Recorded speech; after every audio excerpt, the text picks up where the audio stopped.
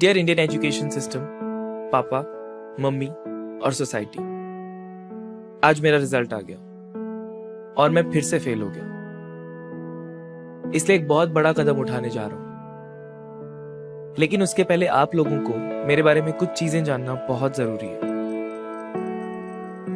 10th तक मैं पढ़ाई में बहुत अच्छा था, अच्छे नंबर आ गए तो माँ बाप तो छोड़ो, मेरे सारे दोस्त, पड़ोसी, दुकानदार, यहाँ तक कि मेरे अपार्टमेंट का गार्ड भी मुझे बोलने लगा, साहब आप तो साइंस ही लोगे, इंजीनियरिंग ही करोगे। नहीं, ऐसी बात नहीं है कि मेरे को साइंस पसंद नहीं थी। I love science. Science is beautiful. Science is the ultimate truth. लेकिन जब मैं 11th में आया तो स्कूल में और कोचिंग इंस्टीट्यूट में हमारे हाफ इंटरेस्टेड टीचर्स साइंस तो पढ़ाते ही नहीं थे। पढ़ाते थे तो सिर्फ रोबोट की तरह कम से कम टाइम में एमसीक्यू सॉल्व करना। That killed the beauty of science, sir. और वो मेरे क्लास का फिजिक्स टॉपर, वो तो ये मानता ही नहीं था that evolution actually happened. उसको सिर्फ जल्दी जल्दी एमसीक्यू सॉल्व करने थे। So much obsession with science, huh? Yet India hasn't won a single Nobel Prize in science since independence. Nobel Prize तो चलो awards हैं. India produces the maximum number of engineers per year. Yet India ranks 60th in the Global Innovation Index. That means no major innovation has happened since independence. सिर्फ Aryabhatta invented zero, यही करते रहते हैं।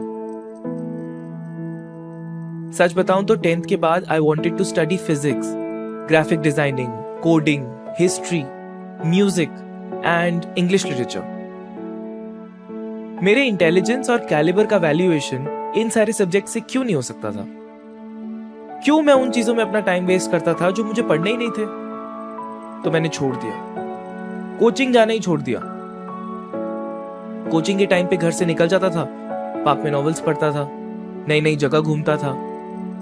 To be honest, I felt free. It felt good not to be a zombie. I learn graphic designing on my own.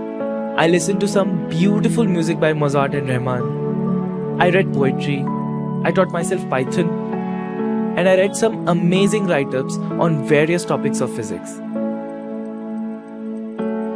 मैं एक बड़ा कदम ले रहा हूँ. I'm dropping out. नहीं, इसलिए नहीं कि स्टीव जॉब्स, बिल गेट्स और मार्क ज़करबर्ग ये लोग सब ड्रॉप आउट्स हैं. इसलिए भी नहीं कि मुझे ड्रॉप आउट का टैग कूल लगता है.